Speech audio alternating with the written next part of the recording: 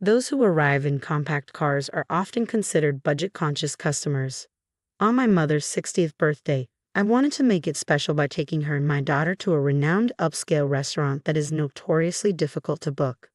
However, our evening took an unexpected turn.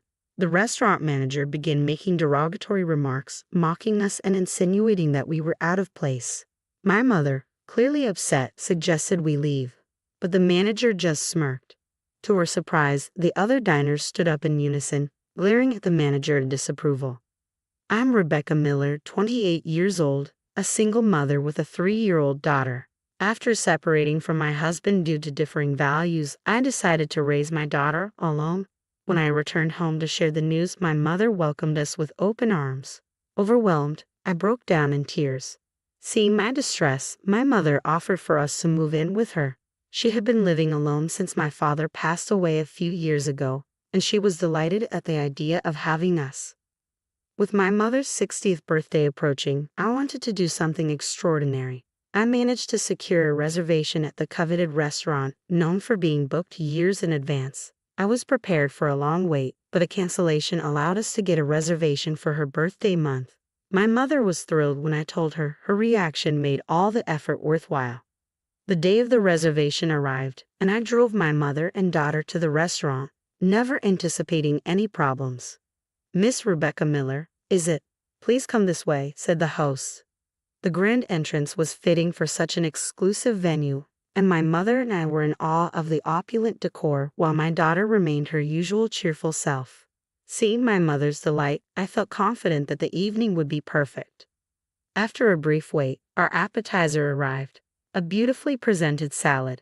Both my mother and I were excited, especially since the restaurant had a special menu for my daughter, a thoughtful touch. As we enjoyed our meal, my mother began recognizing some of the patrons. "I know that person," she said, pointing out several celebrities she had seen on TV. I glanced around, noticing the same faces and feeling a part of this glamorous world. Everyone seemed to be enjoying my mother's and daughter's presence, and the approving looks from fellow diners reassured me about bringing my young child. The appetizers were finished, and the first main course was served, its elegant presentation adding to the evening's splendor. Instinctively, I pulled out my phone and took a photo. Almost immediately, a different staff member approached us. His displeased expression caught me off guard. "Excuse me, could you please refrain from taking photos?" he asked curtly. I apologized, trying to explain. I just wanted to capture the moment. His next words were laced with disdain. "This is typical of people like you. Why are you even here? Who let you in?" His muttered comment was clearly audible, making me feel deeply uncomfortable. I tried to hide my discomfort, looking down to avoid dampening my mother's mood.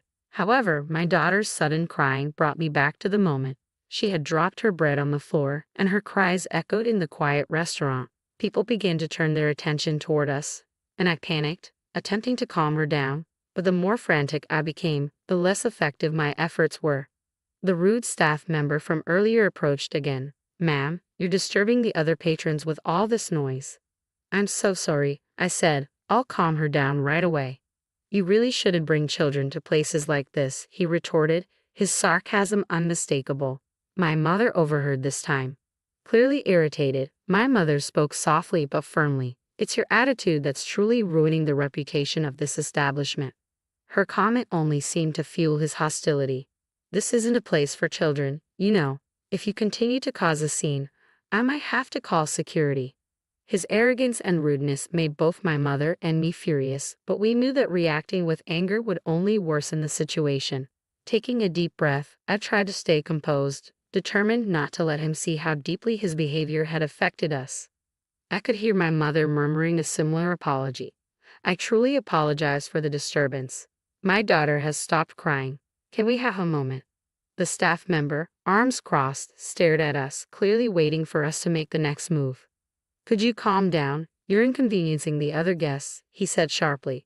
To distract my daughter, I offered her some bread from my plate. She stopped crying and began eating happily. I let out a sigh of relief, shared a glance with my mom, and attempted another apology to the staff member before taking my seat, but he seemed even more agitated. "Do you even understand what I'm saying? I'm telling you to leave. This restaurant is too upscale for you." But my daughter has calmed down now, I protested. She might cry again. But we informed the restaurant about her when we made the reservation. So what? He snapped. This is exactly why people like you have such low standards. If you keep this up, I'll call the manager. The staff members stormed off towards the staff room, leaving my mother and me stunned. We couldn't believe how rude he was. Didn't he realize that his attitude was the real issue here? Despite it being a special celebration for my mother's 60th birthday, the experience was soured. Although I had caused a scene, I didn't want to escalate the situation further. As we considered our next steps, we exchanged worried looks, and soon the staff member returned with a man who appeared to be the manager. I couldn't help but gasp when I saw the manager. It was Daniel Thompson, a classmate from middle school. "Is that you, Rebecca?" Daniel recognized me instantly. The staff member, surprised, asked Daniel, "Do you know her?" A wave of relief washed over me.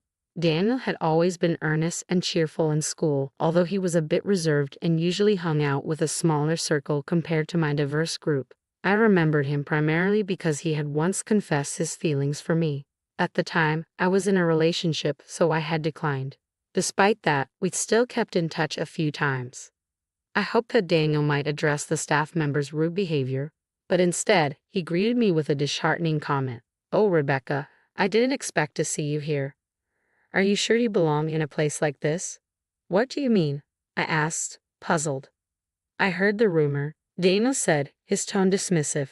"You're a single mom now, right? People say single moms are usually struggling financially. This is a high-end restaurant. It would be a problem if you couldn't pay later." Daniel's mocking smile and unrestrained scrutiny were shocking. I remembered him as a kind person back in school, but he seemed to have changed significantly. "How can you say that?" I retorted. "I made a reservation and paid in advance." "You've always been so headstrong," Daniel said with a smirk. "Maybe that's why your husband left you. You need to know how to flatter people sometimes." "What does that have to do with anything?" I asked, bewildered. Daniel continued, his disdain evident. "Isn't that your compact car outside?" "So what if it is?" I replied, my irritation growing. Daniel chuckled derisively. "People who drive compact cars don't belong here. Didn't you notice when you parked? No one else drives a compact car. Everyone else has a Mercedes or something similar. Aren't you embarrassed to be so out of place?" His contempt was palpable. It was as if the Daniel I once knew was long gone. He assessed us with disdain and said, "You look downright poor. You clearly don't fit in here. If you understand the staff's concerns, why don't you just leave?" I felt my irritation rise as I was treated like we were causing trouble and refusing to leave. We had made a reservation and paid in advance. We had every right to dine there. I couldn't believe that Daniel, who used to be so kind, would now judge people based on their appearance. After everything he said, there was no reason for my mother and me to stay. The food might have been excellent, but we didn't want to be associated with a restaurant that had such disrespectful staff and a manager who had clearly changed. "Daniel, you've really changed. If this is how it's going to be, we're leaving," I said firmly. He seemed oddly satisfied. "I'm living the dream now," he said with a smirk. "I'm definitely better off than you. Don't think you can just call me by my first name." "It's a shame how much you've changed," I replied. Daniel's smirk widened. "That's because you rejected me back then. Even though you're not that pretty, I'm happier now. Isn't it refreshing?" He cheerfully high-fived a nearby staff member, and they both laughed. It was clear that Daniel still held a grudge from all those years ago. Understanding that made his awful attitude a little more comprehensible to me. "Say whatever you want," I said. "I'm certainly happier than someone who still harbors a grudge from the past. I have a wonderful daughter and a caring mother." Turning to my mom, I added, "Let's go." When I responded confidently, Daniel seemed to take pleasure in my irritation. He probably thought I was just being a sore loser. It frustrated me to no end, but shouting at him wouldn't change anything. I never imagined that a classmate could become so different. This day was supposed to end on a high note, but with these thoughts weighing on me, I picked up my daughter and glanced at my mom. She was clearly enraged and abruptly stood up. "You've made a mockery of my daughter. We don't want anything to do with a place like this. As you said, we're leaving," she declared loudly. Her words reverberated throughout the restaurant, and to our surprise, all the diners who had been enjoying their meals began to stand up and prepare to leave. I was stunned, unable to grasp what was happening. "Wait, what's going on?" I called out, bewildered. I'm sorry for the disturbance. We'll handle these rude customers right away, Daniel said, trying desperately to prevent the diners from leaving. But his efforts were met with cold stares from every direction. Daniel was visibly flustered, not understanding the sudden turn of events. Two elderly men approached Daniel, shouting, "How dare you treat Mrs. Miller like that? We've been loyal customers for years, but will never return." Following the lead of the two men, the other diners began to voice their discontent and scold Daniel. They expressed their gratitude to my mother, who was still holding my daughter. It was clear that Daniel's behavior had backfired spectacularly. The entire restaurant was now united in their support of us. I stood there, wide-eyed, observing the extraordinary scene unfolding before me. The people who were reprimanding Daniel were recognizable celebrities, politicians, and other visibly affluent individuals. I had no idea why they seemed to feel a sense of loyalty to my mother. What's going on here? I wondered aloud, confused. Daniel's face turned ashen as he tried desperately to calm everyone down. The staff member beside him also appeared to be losing color. I looked at my mom with a puzzled expression, and she revealed an astonishing truth. All these people used to be regular customers of mine when I was a traditional sweets maker. What? I was as shocked as Daniel. I knew my mom had been a sweets maker, but I had no idea she had catered to such high-profile clients. One of the celebrities nearby spoke up. Mrs. Miller's sweets were the best in the country. My mom blushed at the compliment and replied modestly, "I may not be a professional craftsman anymore, but thanks to all of you, I became quite skilled. I'm truly grateful. In that sense, the customer is indeed a god." Hearing this, I felt a profound admiration for my mother. Daniel looked completely stunned, holding his breath and visibly tense. My mom approached the astonished Daniel and said calmly, "You need to learn to cherish your customers. This restaurant is important to you, isn't it?" At her words, Daniel's frustration boiled over, and he growled in response. Daniel was clearly on the defensive, trying to maintain a facade of confidence despite the situation. "Hey, stop this. What's with the customer is God nonsense? That's an outdated way of thinking and isn't popular anymore." His frustrated shout, which could be interpreted as a cry of anguish, reverberated through the room. My mom remained unperturbed by his outburst. "You think caring for the customer is just a fleeting trend?" she asked calmly. Daniel struggled to respond, clearly intimidated by my mother's firm stance. Still, he stubbornly refused to accept her perspective. "We're the ones providing the food," he argued.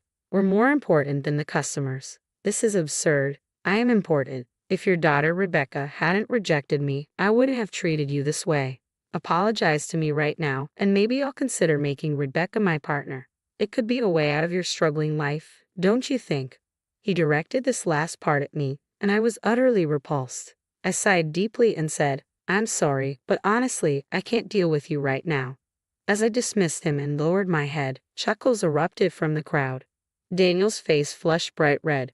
Despite how clear my response was, Daniel, with his misplaced confidence, seemed to be unprepared for another rejection. "Why not? Have money, you know. You don't want to be looked down upon, do you? And isn't it embarrassing to be a single mother? Women like you probably can't remarry, so I'm offering to take you." "It's none of your business," I said firmly. "Just because you have money doesn't guarantee happiness." I brushed him off, and his face turned even redder. I couldn't help but wonder if money was behind Daniel's transformation. They say that money can lead to one's downfall, but seeing it firsthand was a new experience for me. "How dare a single mother like you talk back to me?" Daniel's words no longer had any impact. In fact, after hearing my mother's dignified response, Daniel seemed pitiful. Suddenly, a loud voice boomed from the back of the restaurant, startling everyone. We all turned to find the source. A middle-aged man appeared, and Daniel's expression instantly shifted to one of unease. "Daniel, what on earth is going on here?" the man demanded. "Why is Dad here?" Daniel stammered. "I heard Mrs. Miller and her family were dining here, so I came to greet them," his father said, surveying the commotion. "What's with all this noise?" It became clear that the man was Daniel's father. I hadn't seen him since middle school, but he appeared very stern and dignified. Earlier, one of the staff had mentioned something about the boss, so it seemed this man must be the restaurant's owner. "Gave you the manager position after hearing you lost your job, but the business has only been declining. Now I understand why," his father said, disappointment evident. What? Daniel gasped. Yes, I arrived a bit earlier, his father continued. I overheard the commotion and saw you insulting Mrs. Miller's family. With all the arrogant things you've been saying, do you even realize how wonderful a person Mrs. Miller is? As the boss interrogated him, Daniel's face grew pale, and he began to sweat profusely. What? This old hag is supposed to be someone special? Daniel sneered. Watch your mouth, his father snapped back. Mrs. Miller helped fund the opening of this restaurant. What? This old lady has that kind of money. Daniel scoffed. Of course, his father replied sharply. Mrs. Miller's husband owned a famous traditional candy store, and she herself worked tirelessly in the demanding world of candy making. She's experienced far more in life than you ever will. I wish I could distill her wisdom and let you experience just a fraction of it. With that, the owner turned to face us. I'm deeply sorry for the trouble my foolish son has caused. Daniel, apologize now. Why should I? Daniel protested. I'm the manager of this upscale restaurant. Didn't you trust my abilities enough to leave me in charge? This is my place, and I make the rules. Enough with your arrogance, the owner cut him off. What have I done, making someone like you the manager? I'm so disappointed in you. You're never setting foot in this place again. What? Daniel's jaw dropped in shock. In a panic, he started apologizing to his father, but the owner's decision was resolute. You're apologizing to the wrong person, his father said firmly. You should be apologizing to Mrs. Miller and her family. Please, I'm so sorry, Daniel begged. I finally made it, and I don't want to lose it all over something like this. Still going on about that. The owner shook his head in disbelief. His face was a picture of shock. No one would want to discover their child was so arrogant and disrespectful. If my own daughter had acted this way, I would have made the same decision as the owner. We all glared at Daniel, who was now visibly distressed. The owner began to recount how Daniel had ended up working at the restaurant. Daniel used to work at a renowned hotel, he explained, but he racked up massive debts from gambling. The chaos caused by debt collectors led to this firing. Lost and desperate, Daniel returned home and begged me for a job. At the time, I had been offered a promotion to CEO of the company. The story painted a clear picture of Daniel's downfall and reinforced the gravity of his behavior. So, Daniel's father decided to leave the upscale restaurant to his son and manage several other establishments in the same chain. At first, Daniel worked diligently, and the owner felt reassured. However, sales at Daniel's restaurant soon began to plummet. The owner had been trying to understand the cause of the decline for some time. Complaints about Daniel's poor attitude from the staff kept surfacing, but without concrete evidence, he wanted to believe in his son's abilities. Today, his hope had turned to certainty. It's truly a shame, the owner said, looking at Daniel with deep disappointment. Daniel, who looked as though he had been struck by lightning, began to apologize frantically. Dad, please forgive me. I've been trying my best, haven't I? Rebecca, please say something to my dad for me. What exactly should I say? I asked, my voice cold. We were classmates, remember? For old time's sake. You're really something, I continued. You truly are the worst. Daniel's face fell further as he absorbed the disdain in my words. Both my mother and I sighed, taken aback by the turn of events. After the confrontation, Daniel was dismissed from his position as manager and disowned by his father, leaving him without a place to go. It later came to light that Daniel had accumulated new, hidden debts. Despite his decent salary, he had squandered most of it on gambling and mistreated his staff daily. He had a particular favorite among the staff, one who was also a former college junior of Daniel's. This staff member, who had a problematic attitude, was hired on Daniel's orders. Eventually, he was dismissed along with Daniel. With everything lost, Daniel sank further into gambling to escape his troubles, struggling to pay off his debts. His actions had not only ruined my mother's 60th birthday celebration, but also showcased his lack of integrity. To make amends, Daniel's father arranged a party for us at a hotel he owned, offering a free room as an apology. At the party, I made many new friends and realized just how much people cherished my mother. Everyone there had known her from her days as a traditional sweets maker, coming to her shop to buy her confections as gifts. Her enduring connections were a testament to her charm and kindness. I hope to follow in her footsteps and become the kind of mother my daughter looks up to with the same admiration.